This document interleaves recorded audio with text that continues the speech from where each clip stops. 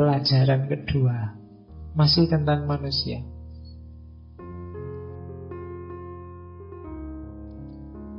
Einstein bilang, untuk jadi manusia yang baik, aku percaya standarisasi mobil, tapi aku tidak percaya standarisasi manusia. Maksudnya apa standarisasi manusia? Kita itu sering bikin rumus baku dalam hidup tentang mungkin kebenaran, mungkin kebaikan, mungkin keindahan yang berhubungan dengan manusia. Padahal manusia itu sifatnya historis, kontekstual.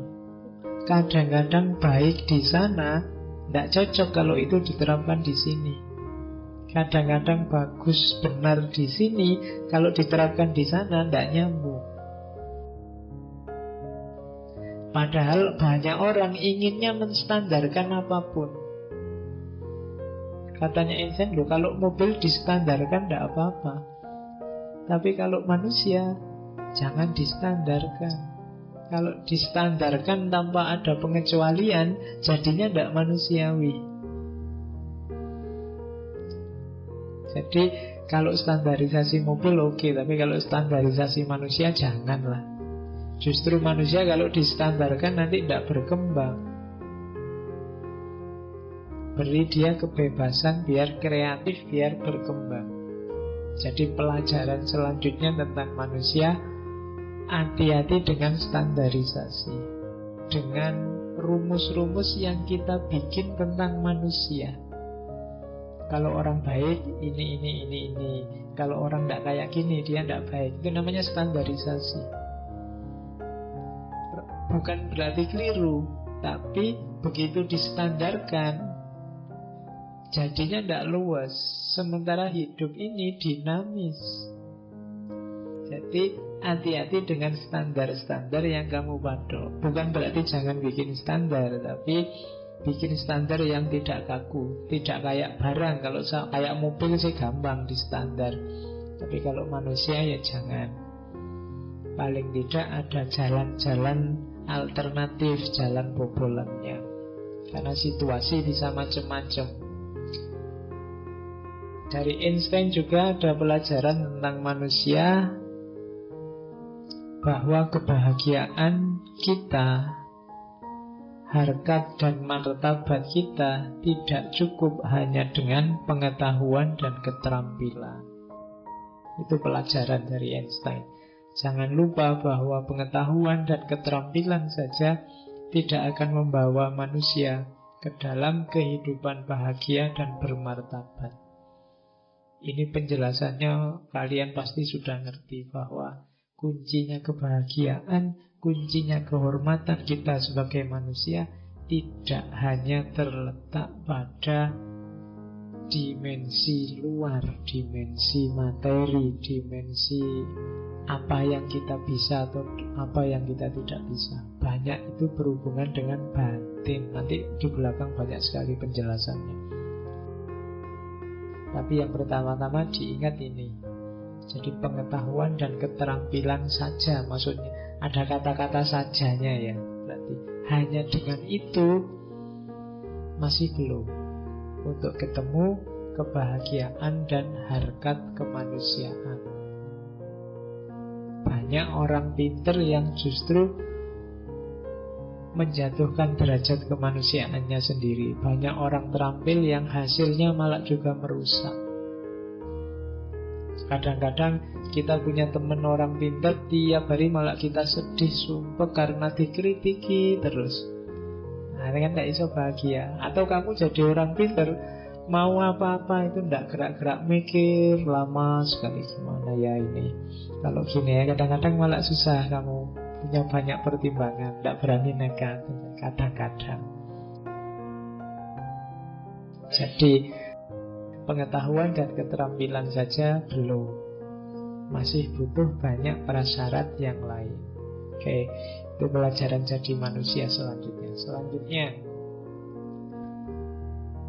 Jadi manusia juga ingat-ingat ini, manusia akan memprihatinkan kalau terpenjara oleh rasa takut hukuman dan keinginan akan pahala setelah kematian.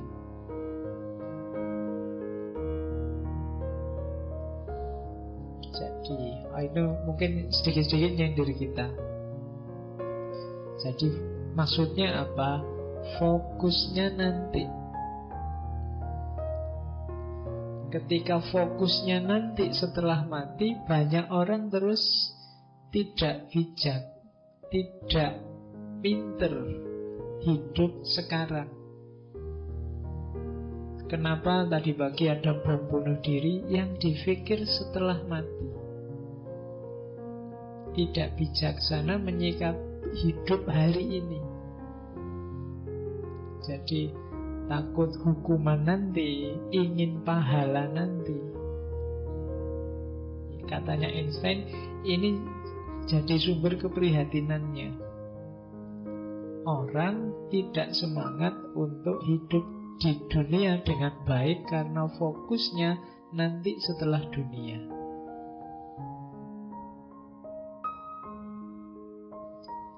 Jadi memprihatinkan itu berarti mbok yo jangan begitu. Karena kesuksesan kita di hidup setelah mati itu sebenarnya tergantung dalam hidup kita sekarang. Jadi kalau kita mengorbankan hidup kita sekarang untuk kehidupan nanti sesudah mati, katanya Einstein, memprihatinkan. Nah, makanya kalau ada kayak tadi ada bom bunuh diri kan banyak orang bilang saya prihatin kan gitu. Berarti memang fenomenanya memprihatinkan. Janganlah mengorbankan, kalau bahasa agama kita, akhirat, mengorbankan dunia demi akhirat, atau sebaliknya akhirat demi dunia. Dua-duanya penting. Kita tidak mungkin sukses di akhirat kalau tidak sukses di dunia. Dan juga sebaliknya. Jadi jangan korbankan hidup kita sekarang. Manusia itu harus memperhatikan seperti apa dirinya sekarang dan tidak hanya galau oleh seperti apa seharusnya dirinya. Itu sama arahnya kayak yang pertama tadi. Jadi Einstein inginnya bahwa kita itu menerima dengan situasi hidup kita sekarang dan ayo hidup sekarang sesuai kenyataannya. Sumbernya segala kesulitan dalam hidup kita adalah ketika kita hidup dalam mimpi-mimpi ideal kita, tidak dalam kenyataan. Dan pasti ideal kita ada jarak dengan kenyataan. Itu yang membuat kita sering sedih. Maka hiduplah sekarang. Jadi hiduplah seperti apa situasimu hari ini. Jangan hidup dalam ideal yang seharusnya yang itu tidak terjadi. Karena akan terasa berat luar biasa untukmu. Kemudian semangat dari Einstein. Salah tidak apa-apa, gagal tidak apa-apa. Siapapun yang tidak pernah melakukan kesalahan tidak pernah mencoba sesuatu yang baru. Jadi beranilah untuk mencoba. Kalau kamu nyaman dengan duniamu hari ini, tidak berani macam-macam, ya sampai sebatas itu hidupmu, levelmu dan rankingmu. Kalau ingin naik kelas, berani mencoba. Jadi pelajaran dari Einstein tentang manusia ditutup dengan ayo berani mencoba, salah tidak apa-apa, karena tidak akan lahir sesuatu yang baru kalau kita tidak berani mencoba.